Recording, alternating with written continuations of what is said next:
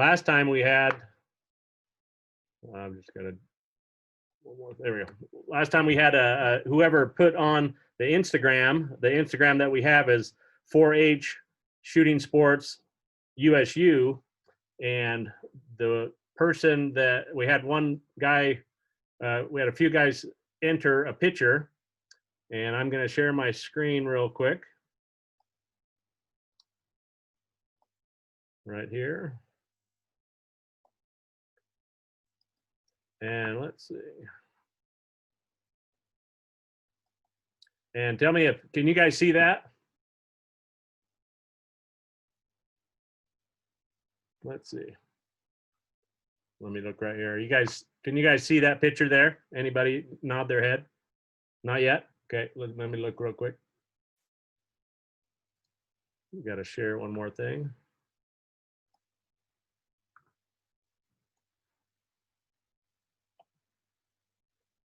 Let's see.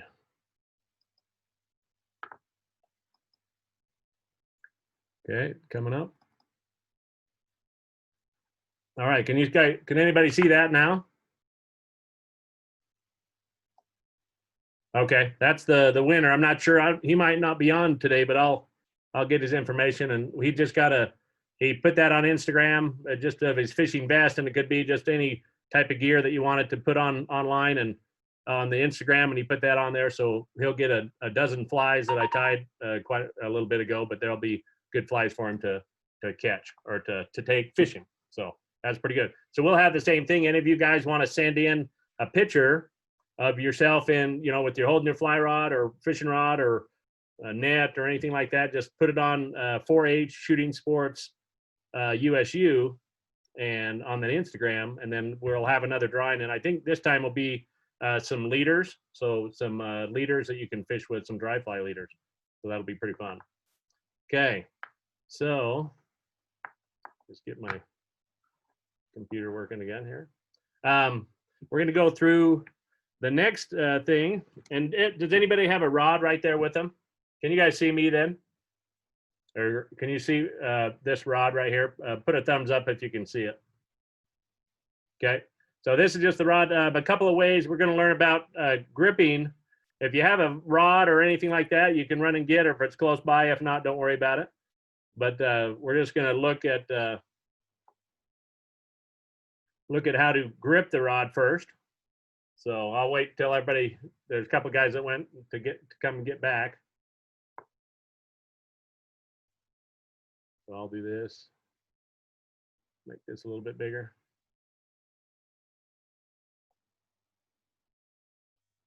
So anyway, I think most people are back now. There we go. Okay, so on the rod, and we'll go over this a couple times. There's a couple ways that you can hold the rod. There's the kind of the traditional way, and there's a way to kind of help you learn. And so if you have a rod, and we'll wait, Paul's coming back in a different place. But the main thing, I'll put this down a little bit. The main thing is to, you kind of, the different swells, the different tapers of the cork. You just put your hand in there and your thumb goes right on top.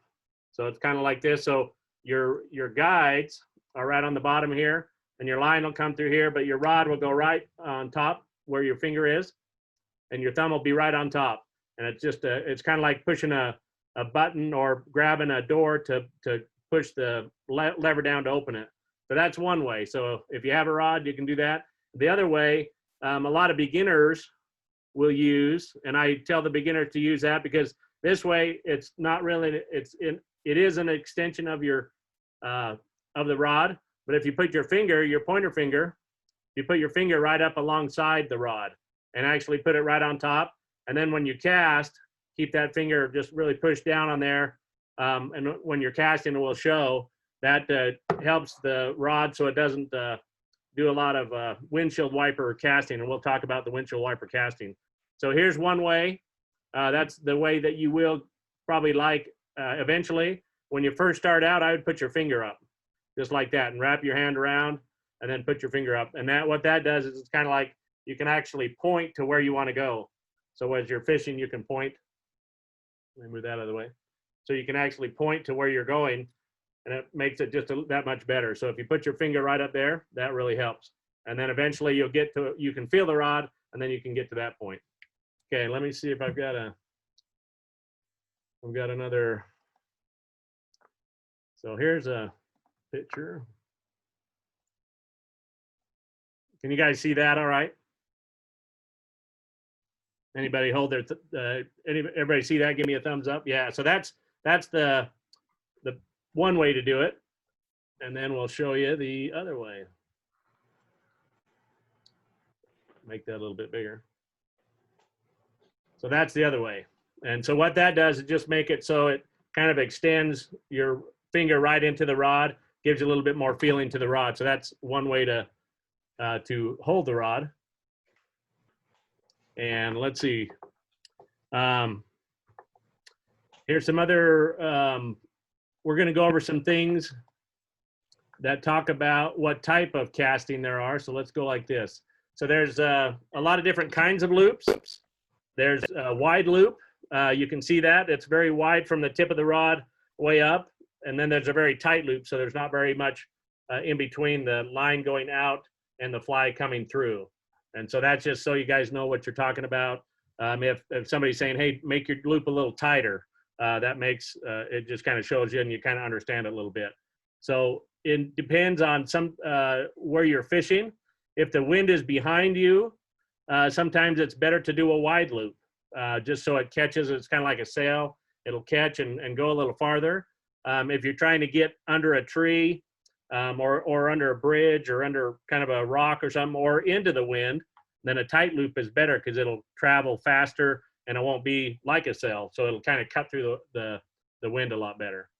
So that's that part. Let's see. Let's look at some other type of loops.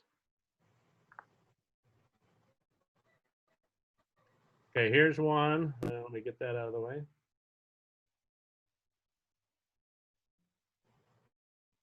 Okay, I'll make this one bigger. Okay, you can kind of see that. It should kind of get a little bit clearer. That top one, if you can see the rod, this is in casting, and there's a way you can practice this type of casting.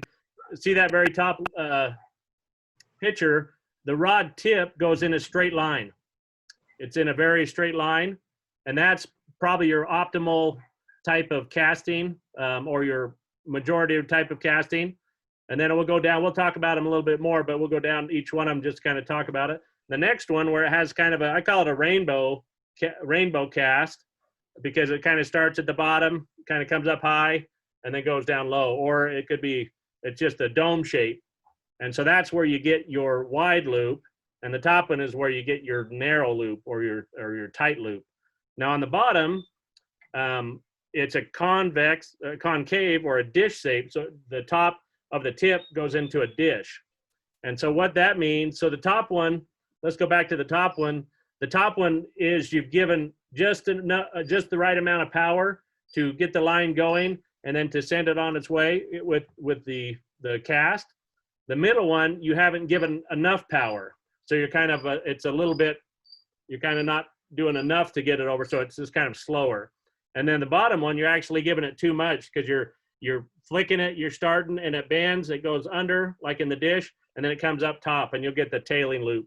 And the tailing loop usually ends up in tangles or hitting you in the head or something like that, depending on where you're casting and what wind is doing. And so those three casts are what you can see when you're casting. I have a video later that you can kind of see them. What I usually do on the top one, I'll get right by a roof or a telephone wire, and then I'll cast and watch my tip of my rod, and then I'll cast and see if I can get it in a straight line and see if that loop is what I want it to do. You can practice by doing a wide loop, and you know what that is, and then you can kind of put a little bit more power to make that a little bit tighter. So it makes it just that much better. That was email. Okay, let's see. Oh, let's see. Right here, let me do another. Any questions on those yet, guys? Okay, it's kind of good, and I'll get all this stuff in to you through your email. But those are just the different types of loops, and then we'll go ahead and go on. Let's look at this one. Okay, so there's the loop size on the front, so going toward the front and the back. And what's the if somebody can tell me what's the best way to make a forward cast good? And I'll tell you to make a back cast good, because they're both the same. So if you do a back cast good, then you'll make it so it's possible to make your front cast good. And see can everybody see the casting arc? Everybody, Ray, give me a thumbs up if you can see the arc. It's just like that. Okay, that's kind of an arc like that. There are some people that will go all the way down, so their arc will be almost flat. So it'll be, they'll go all the way down this way and then all the way back. But that's too much like a windshield wiper. You don't want a windshield wiper. You kind of want just a little bit. And we'll look at some videos after. But that arc, usually the tighter, the better to practice with. And I'll show you on some video. You practice with about 10 feet of line out, and then just look at it, and we'll see some video in a minute. But that arc is very, very important. And the back cast is just exactly like the front cast. So you could actually turn around if you're fishing this way, or if the fish are in front of you, you could turn around backwards and fish and just let it drop down, and it would do the same thing, except you couldn't see it very well. So, but the back cast is just as important as the front cast. Okay, let's see. Let's go into this one. Okay, here's our first.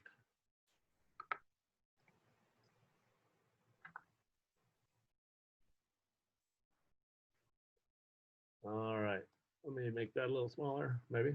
Can you guys see that? The video starting here in a minute. Okay. Whoops. Okay, and I'm going to hit play and just see if it starts, but then I'll kind of narrate it a little bit, but let's see if it works a little bit. Let me get this in a little bit. They'll cast and use the wrist like this. Can you hear that all right? Thumbs up. Level, and that's not the way to do it. So what you want to do, sometimes beginners with the butt section, they will get a long sleeve shirt on and put the butt section in their sleeve, thumb on top, and then when you start to cast, it'll make it so you don't do the windshield wiper. So you should have your elbow should be actually on a shelf. So my elbow is going back and forth. And that's the proper way you should do it. So that's a good way to do it. Then when you come out and watch me do it without the sleeve, about the exact same thing. I'm kind of doing what's called a double haul. So I'm bringing it in. Okay, did everybody get that little trick? Sometimes you can get a rubber band and put around, or if you have daughters, you can steal one of their head scrunchies and put around the bottom. If you don't have a long sleeve shirt, you can put around there. You put it around here, put it here, around your wrist, and then also around here. And that just makes your wrist so it doesn't, you don't want your wrist to be bending back and forth. You want it pretty much straight. And so that gives if you can see that, that gives a good feel to your hand. So wear a long sleeve shirt at first, because a lot of the new fishermen fly fishing, they'll use a lot of the windshield wiper, and then it doesn't work as well. It doesn't get to kind of not a bad habit. You can fix it, but that just helps a little bit. So that's a pretty cool trick. A lot of people, when they feel that, you can feel the rod bend and everything, and then it just keeps you where it should be. So if you do it in the sleeve right there, that's the proper feel of it. And you can kind of take it off and then see what you can do when it's out. Beginning, you're going to do a lot of the wrist action, but if it's in the sleeve, it'll help you a lot better. Okay, let's see. There's any questions so far?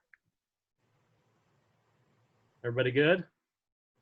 And I think what we're going to try to do is we're going to have these online classes, and then I think coming up next year, we're going to have a day camp of fly fishing. We have different parks, one in Logan here, down southern Utah. We can go to a park and actually cast into we can actually cast them to a river and practice casting, and we'll have a whole day of tying flies, casting, and doing a lot of things. So we're going to try to get that. And then we might even have a competition, like the shooting sports has a competition. We might have a fly fishing competition as far as casting, identification of bugs, which is cool, fly tying, and a bunch of stuff. So, okay, let's see this other. Let me see this other one. Hey, Blake. Yep. So one question that Jackson had was, what about your elbow? Does your elbow stay pretty much stationary, or how does your elbow move? Yeah, it's a lot of people like it's on a shelf. So I guess is this the bottom of my screen right here? That elbow would probably, it acts like if you have a shelf and you're just going back and forth on the shelf. You don't try to bring it up or down or anything like this, or you don't. A lot of times you use kind of your body a little bit like this. You don't just do your hand just like this. Use your body, but your elbow sits right up, and you'll see it on the videos that I got in the end. I'll point that out.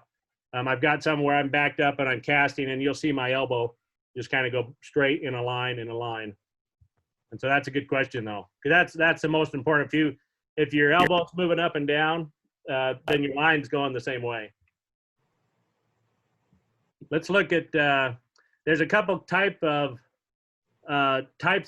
fishing. There's nymph fishing, and I'll show you this one. So when you're nymph fishing, that just means you're fishing under the water, and there's a higher percentage of fish will take food under the water than on top of the water. And so you can catch fish pretty much every part of the day under the water. But on top of the water, it's kind of sporadic depending on the hatch, depending on your place, time of day, and everything like that. So if you want to catch fish, and let me just show you the casting on this one is on the movies and stuff. You'll see a lot of casting in the air, a lot of things, but this is how you catch fish on. And let's watch this a minute and I'll talk about it. So watch when I roll, I'll just pick it up, make sure it's straight, and do one roll and cast, and it's in the water again. So I'm watching that little bobber, and I'll show you that setup.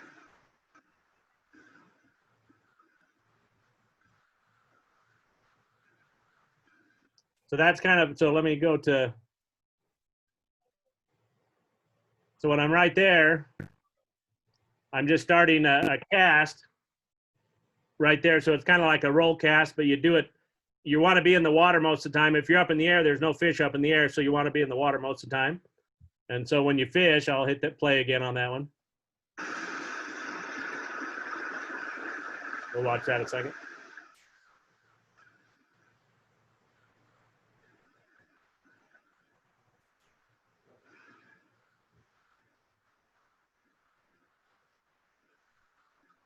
So on that one, that's just called nymph fishing. And that's one type. And we'll go over the other, let's see, let's look right here. We'll look at that. Okay, this is an indicator. It's just a yarn that's kind of a special knot to put on there. It floats really good, so that would be your indicator. And then I usually do an arm's length, like my full arm's length, down to the knot, and I don't cut one of the tag lines off. And you put the sinker right there, so if it gets caught in the rock, the sinker will just pull off, and then you just add the sinker. Because if you put it up here above the knot and you pull off, you'll lose all your flies.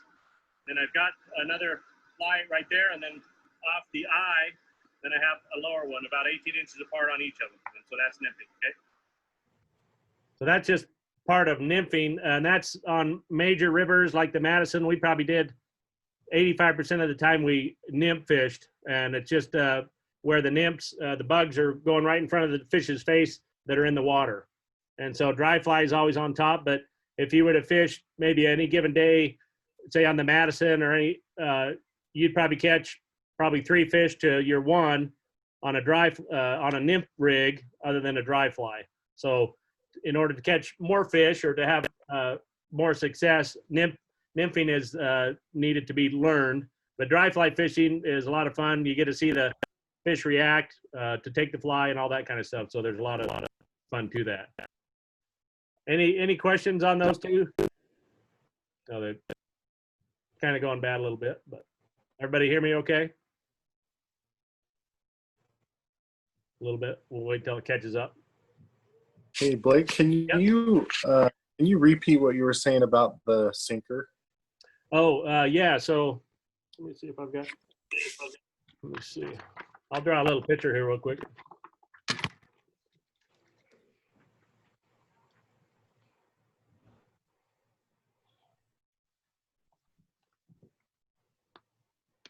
So if this is your fly, and then it goes up to your sinker, when you tie a knot right here, if you put your sinkers, it's just those ones with the slit in it, and then you clamp it on. If you put it on the tag end, leave one of those, and usually there's one that comes up. So when you tie a knot, there's two. There's one going this way and one go this way. You cut that one off the top one and then put your sinkers on a tag line. So when that gets lodged into a rock, all they do is just slide right down off, and then you just pull it up, and then you just add more sinkers. I'll do the opposite here.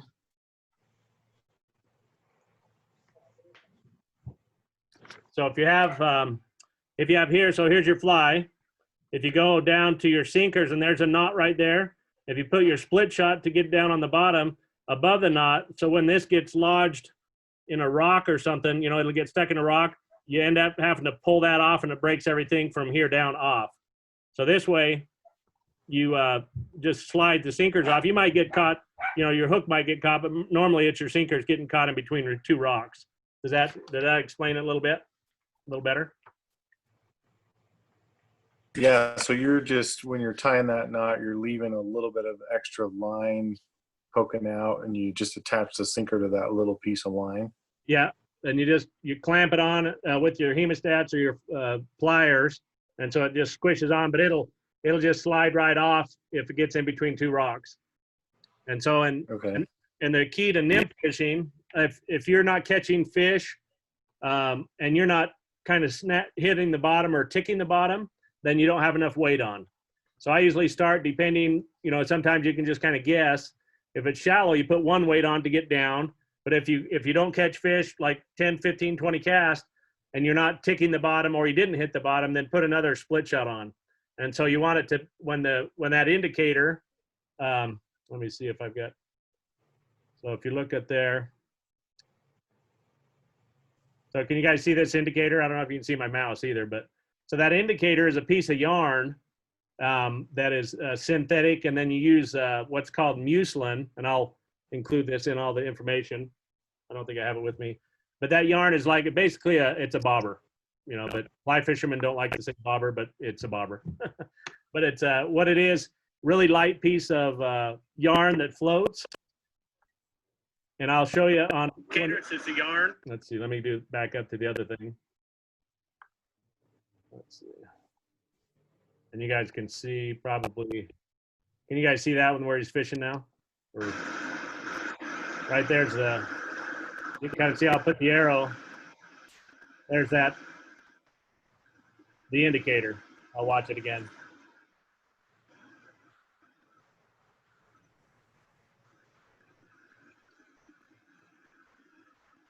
So that indicator is whenever it floats just like a piece of foam or a piece of water foam, just like that. Whenever it stops or hesitate, that's when you know something's hit your fly. It's either the bottom or the fly, but you can't see the bottom. So you just take it, you just kind of pull it tight and then if the fish is on, the fish is on.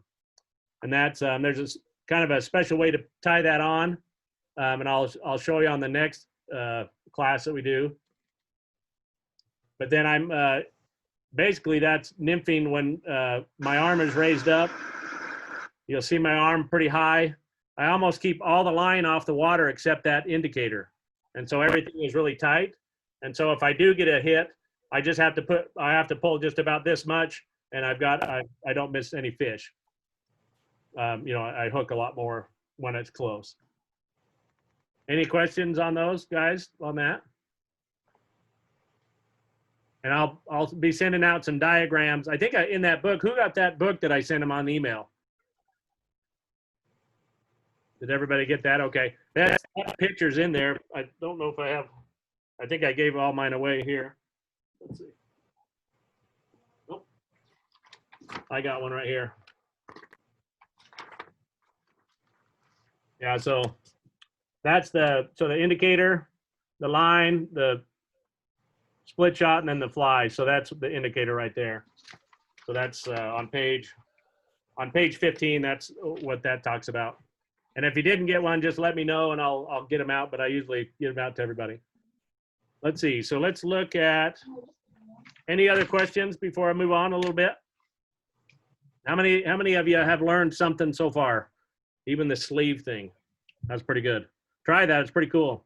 It helps you quite a bit. Let's see. Indicator. Okay, let's look at.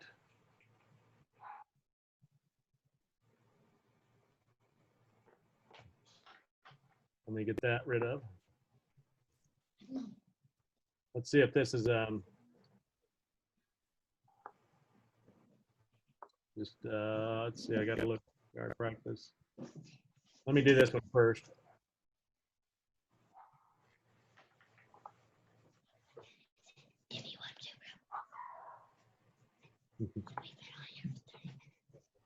Let's see. Let me look at real quick. I think it's this one. Okay, can everybody see that one? Let me look at one thing more. Let's see. Okay, so what I did on this one, let me get this one out of the way. Okay, can you guys see me there? What I did is I took a rope, I've just got a lasso or just a roping rope that you rope cows with. You can use any rope. And let me show you just a few things here. I'm practicing with this because it's very important. Watch what happens there. So I can take that rope and cast it just like a fly line, and you can see a little better because it's bigger. And what I'm doing, the key to that, there's a key to that. So when my hand moves on one end, instantaneously that other end has to move or it won't cast very well, and I'll show you why. So I'll keep going on that. So as soon as my hand moves with the rope in the hand, the end of the rope moves, and so I can do that. And then it'll show you here in a minute why it's important. See if I can get to that point. So what I'm doing is kind of mimicking when you're casting and you don't let the line straighten out and behind you, this is what happens. This first one might not work too good. So if I'm pulling the line back, so see the line is still coming. So say if I just started to pull back and I was going to try to cast again, watch what happens. This one kind of works a little bit, but that one wasn't a good example, but this next one will be right here.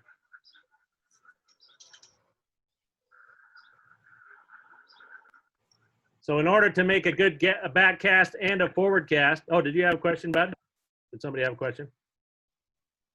Go ahead. I don't know if I got the pamphlet. Okay. I can get it to you. What was your name? Carter Gorley. Is that what email did you send? Was it your dad's or your mom's? Hey Carter, this is his uncle Dave. I sent that to your dad, Carter, so he has it. Oh, okay, perfect. Okay. All right. So on the picture here, it's like if your line isn't straight behind you when you start to cast, this is what happens. Let's watch it. You see that? We'll watch it again. I'll watch it again so you know. Okay, you see, so if your line isn't straight behind you, if it's kind of in a loop kind of behind you just like that, if you try to cast it, you're just going to cast the slack out of it. And so I think I've got one more example here. And if you have a rope like that, go and practice that out in the backyard. So I've got slack in my line and I try to cast it and it just kind of makes a mess. So then I'll get it straight again And then if it's straightened out and I can cast, then it makes it real easy. So that is like your fly line, the exact same thing.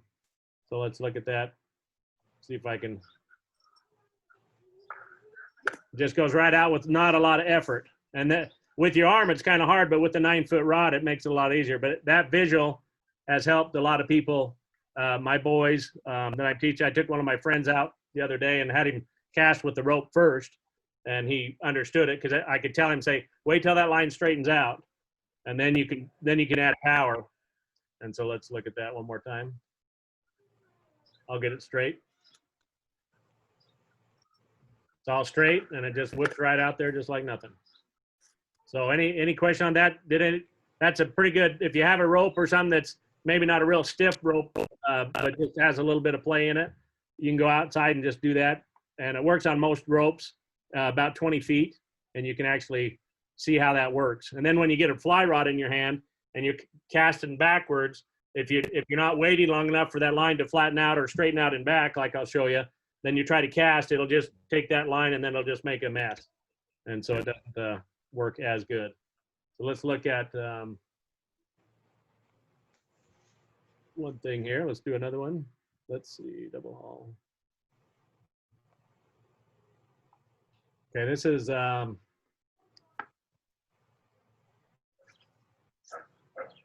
just kind of from the back. You can kind of watch that arm, and then I have a side view. But this is casting probably about 30 yards or something like that. But there's not a lot of, oh, wait till the truck goes by.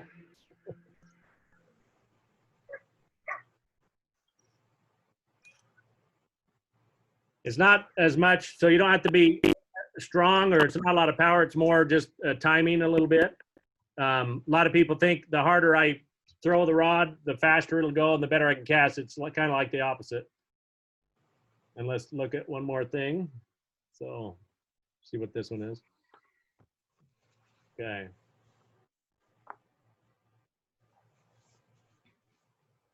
Let's watch that one.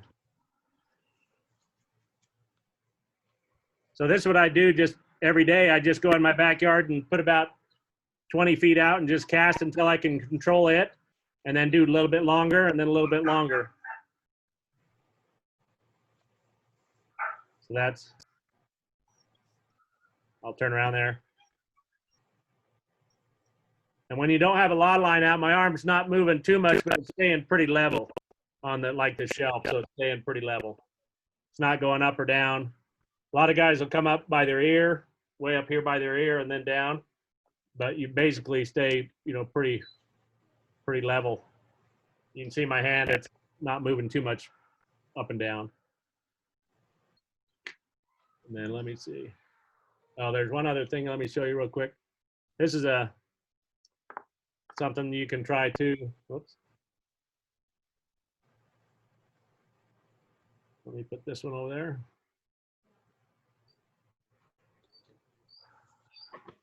So this is just a stick with a little bit of yarn on it. It's kind of hard to cast because the rod that stick doesn't bend, doesn't load anything, but you can kind of get a little bit of a better view. Make it a little bit smaller there. Let me make it small. There we go. Let me do that one over again.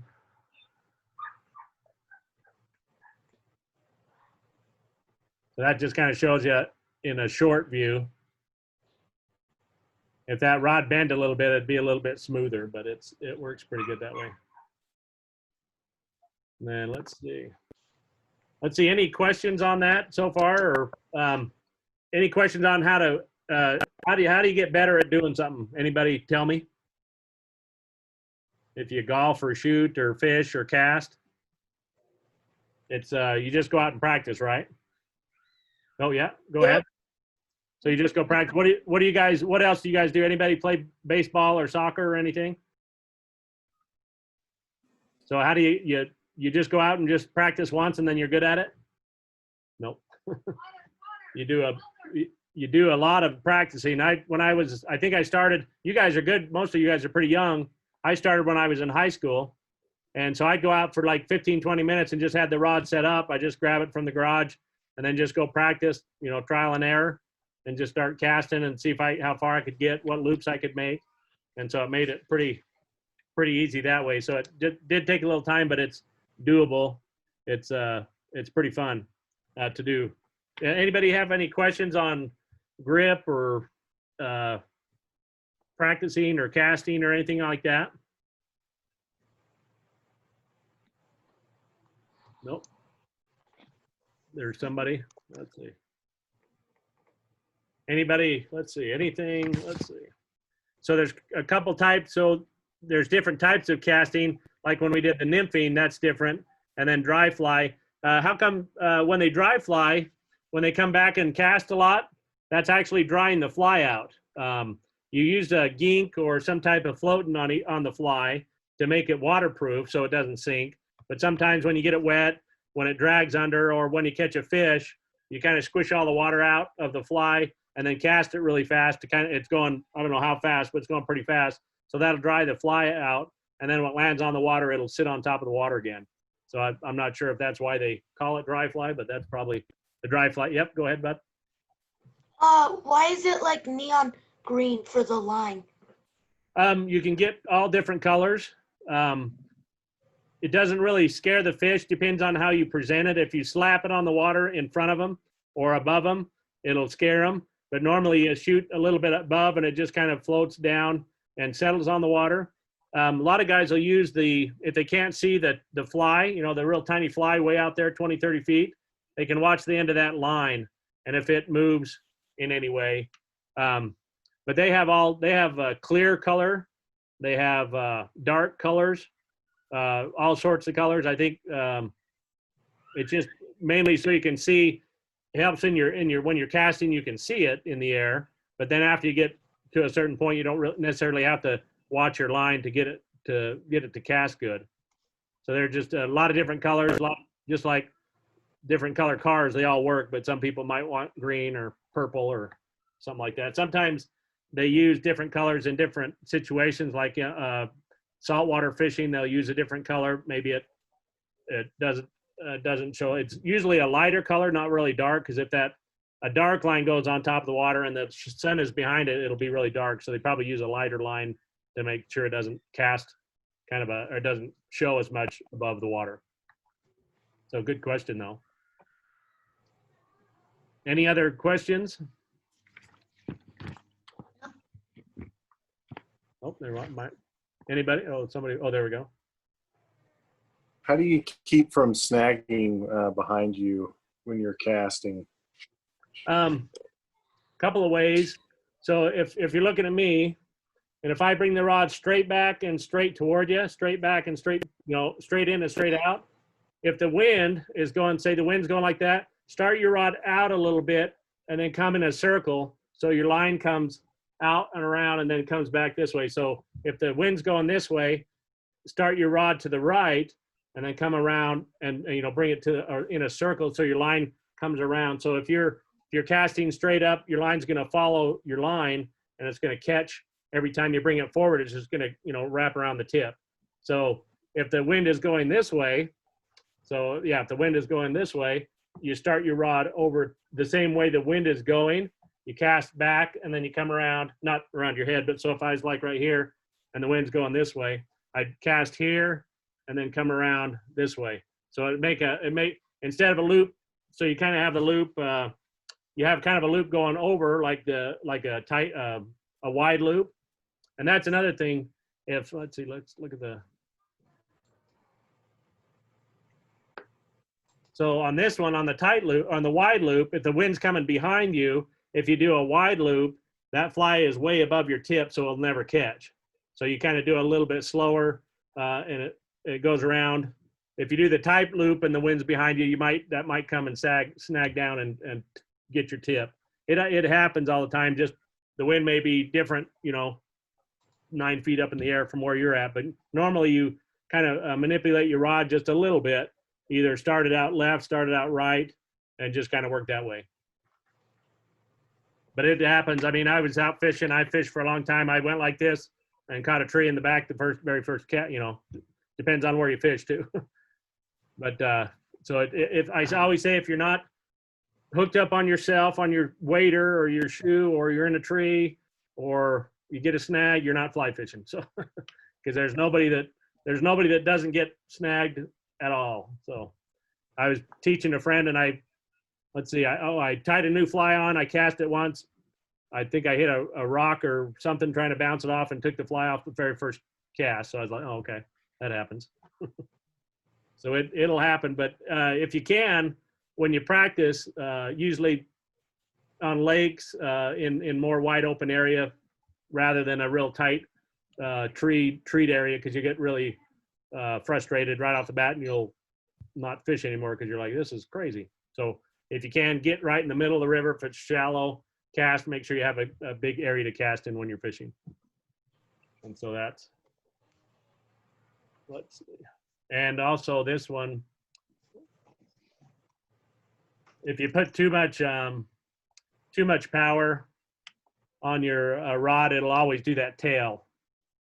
And so if you put too much, instead of having it come up here above the tip of your rod, when you put too much power, it'll make that tail a drooping tail, or a lagging tail. It'll come right down and then hit your fly line, or that may be your head. I've got hit in the head a couple times.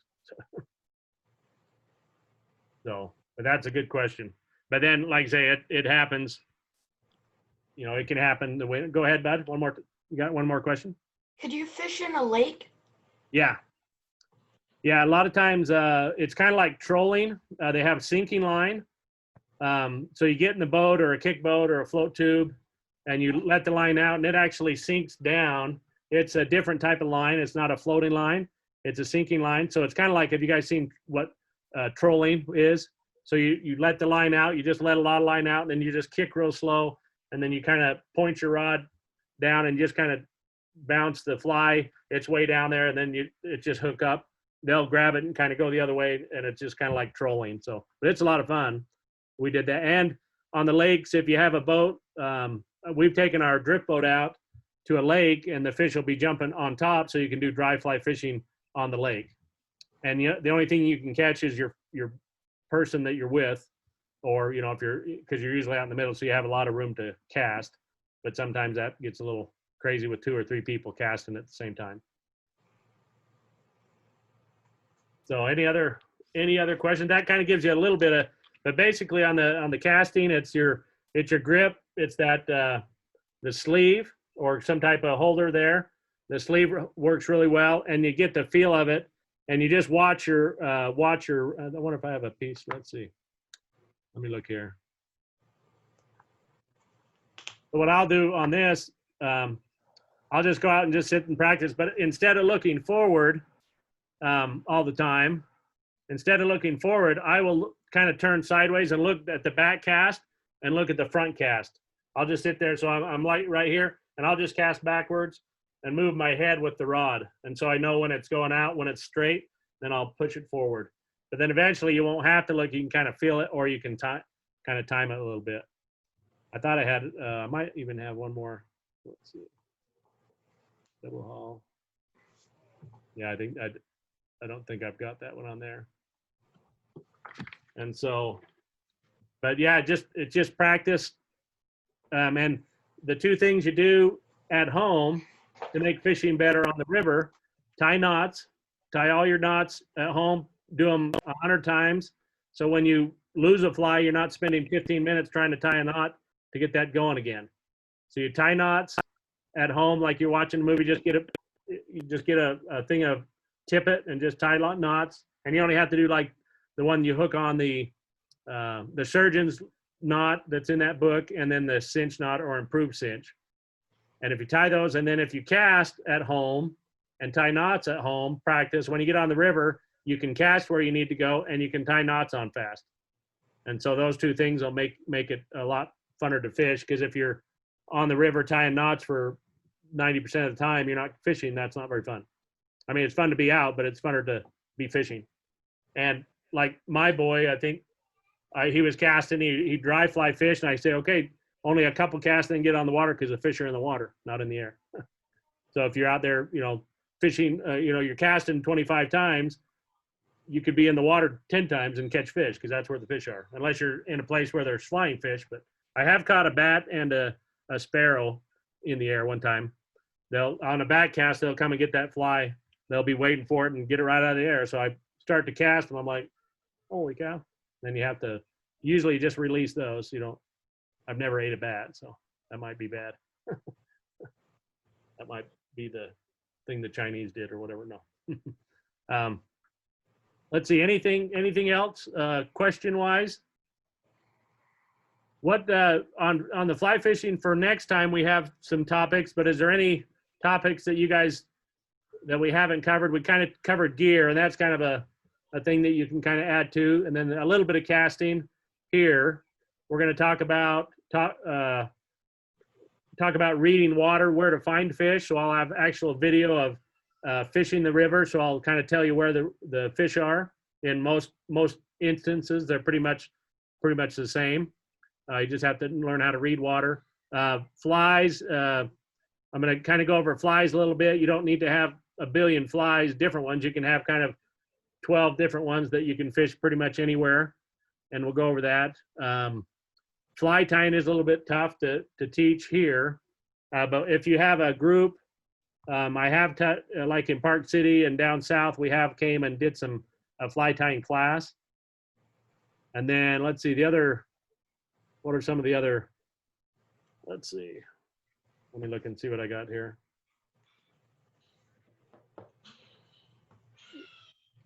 Got how to read water, knots, how to tie knots, and it helps to kind of watch somebody, and I can do those a little bit. So flies, reading water, and how to land a fish. You guys, would that be something that, go ahead, Bud? How do you read water? You have to learn the alphabet.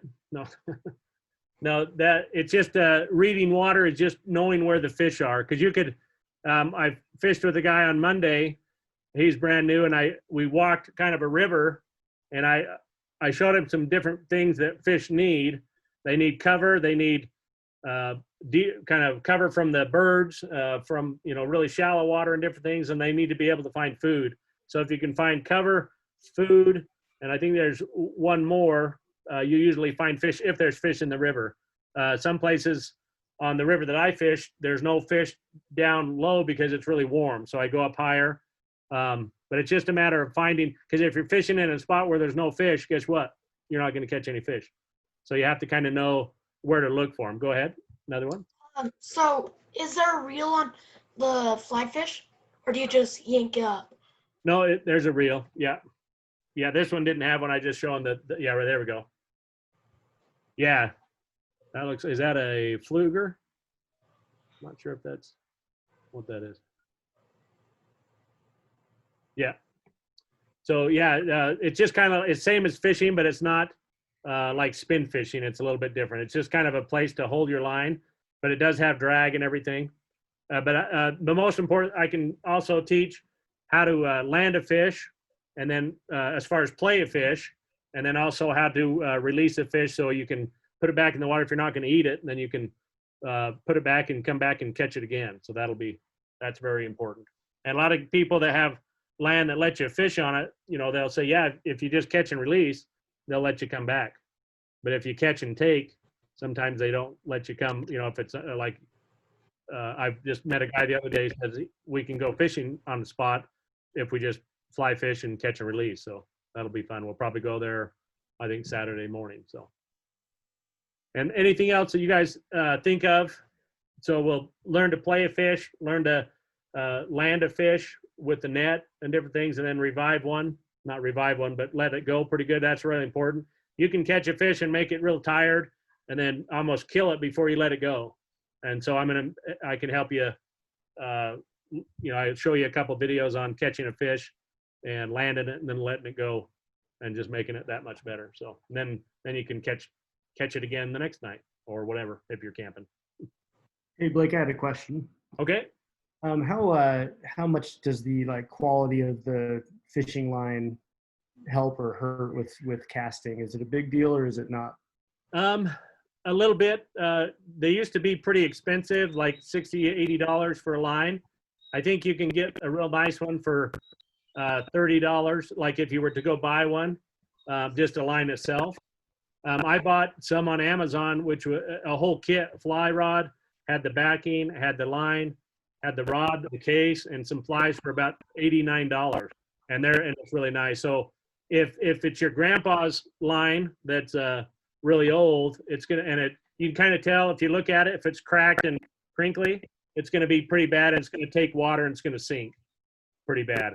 But if you get a new line, pretty much any line that you buy, you may not, if you go to Walmart and buy, your $5 fly line or something like that, it's not going to be as good as maybe something that comes in a pack with on Amazon, or if you buy one at a fly shop.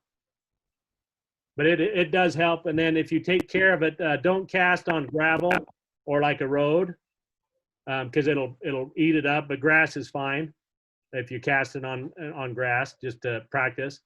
On water, it's better. So if you can go to a lake where you can cast in water, because when you pull back, it gives tension on the kind of pulls on your line and loads the rod a little bit, where the grass doesn't give really much resistance.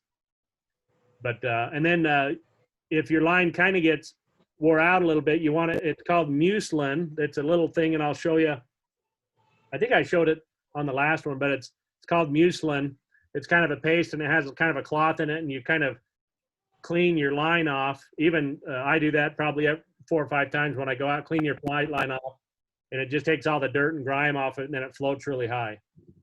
And so that's what you want. If your line starts to sink a little bit, that means either you might want to get a new one or clean it. And then they last a long time. I've had lines for 15 years and fished a lot. And so, but it's nice to have, and when you put a new one on, you go, oh, I should have did this 5 years ago. Okay, thank you. So they're pretty good. And then the reel, if it has the drag, we talked about the drag, that's really good. And then trying to think. Yeah, that's probably about it. But casting is just a matter of getting out and just not on the water, just get on the lawn, just cast for long time to get good at it. Let's see, any other questions anybody have? Hey, why do you prefer the yarn like over something like this? Those work good, really good.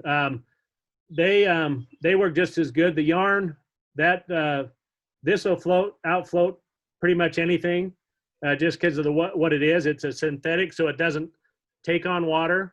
And then you put that mucilin on it, so I can drag it under the water. I've had guys use it for all year and not even add anything to it, and it floats really well. And you can see it sits up. So like the water, it sits up a little higher, where those are kind of on the water. It might be, if there's any riffle, if you're out far, you may not be able to see it, but I use those for a long time. Those are really good. They just pinch on. So you use this special kind of yarn, or is it regular yarn? It's a synthetic yarn. I bought a whole batch of it. It cost like $7. And if anybody wants to send their like a self or an envelope up to me or something, I can send you like 4 feet, and that'll last you for 5 years. So it's I've got a whole, it's a big, like you go to a craft store and buy it, but it has to be a certain kind. And I can, I'll take a picture of it, what it is, because it's in your local, if you have a craft store, they probably have it. And it costs like $7. You could probably make 4 million indicators. And what I'll do next time is I'll actually show you how to put that on, because it's kind of a special way to do it. It's not hard. It's just a way to do it. And that's it. But that works really well on the big rivers when you're casting, 40, 60 feet, that big indicator, you can just see it like plain as day, where the other one is going to sit really low on the water. If you're in small water, if you're fishing close or something like that, those work perfect. And then you can move them. Then you can move those too. Usually it's usually put the indicator about twice the depth of the water. So those you can take off and move down, slide up and down. Same with this one, but those are a little bit easier. So, I had a question about reels. okay. I was looking at a few. We did that same thing you mentioned with the pack for DJ. He's getting that wild water package. So that looked really good. But some of the reels had like the reel, and then there was one called a spool, and the spool is a lot less money. I was wondering what the spool lacked that the reel had. Well, the spool is so if you have a reel, the spool is inside of it. So you can have an extra spool, so you can put a sinking line or a sinking tip line or a different line on it. And then you just take that spool out and put this one on. So you can have, it's kind of like a pistol with a 22 mag Okay. and a regular mag. You just Rather kind of, than swapping out an entire reel, you just swap out the inside of it. yeah. So you buy Gotcha. you buy one complete reel and then buy other spools that you just swap out. Gotcha. Yeah. And so, yep, go ahead, bud. What are spools? They are just extra insides of reels. And so you can put another line in it. Like I'd buy a reel, buy a floating line, and then buy a sinking line when I went up to the lake. So when I went to the lake and kind of trolling, I would just put the sinking line in and it would be the same reel. And so it helps that way. Makes it easy. Let's see. Any other questions, guys? Hopefully that helped you out a little bit. And then anytime I think you all have my email, because I think everybody signed up on email. Anytime you have a question, like next week or tomorrow or anything like that, just shoot me an email and say, hey, if you want to, on a rod or a reel or a fly or anything like that, just shoot me an email and I'll get right back with you. So I'm kind of like your resource for fishing, because it's kind of, you can, once you learn how to fish, you can pretty much fish anywhere. It's just a matter of checking out the rivers that you're at. And so it's kind of all the same, but it's sure fun. But any other questions? I think my time is I got about 5 minutes and I think it might cut off. So if we cut off, then that means it wasn't me, it was the Zoom thing. Let's see, any other questions? I think should be about, that's what I wanted to cover today. And then we'll do this, I think next week is it's actually on the 14th, let's see. Yeah, it's not on the Wednesday, it's on the 14th because I have a thing on the 15th. So 14th at 6:30 will be the same thing. Yeah, you had a question, Bud? What did I miss last week? We talked about all the gear, and I'll show you, I'm gonna put them on YouTube, and then I'll tell you where to go on YouTube to find them. And then you can watch it. So even if you miss a class, you won't miss it, just because I'll have them up and then you can watch them later. Okay. All righty. Any other questions? If not, we'll go ahead and call her good for tonight, and maybe I'll go fishing. No. What's your YouTube thing? It's Clark Setters. So it's ClarkSetters. And I have some other videos on shooting and dog training and archery. And then I'm just putting the fishing ones on there now. So it'll probably be next couple days, I'll put these two on. So that'll be good. Okay. Thanks, Blake. Yeah, anything else? We'll catch up with you next week then. Thank you. All right, we'll see you guys. I can find out where. What do you do?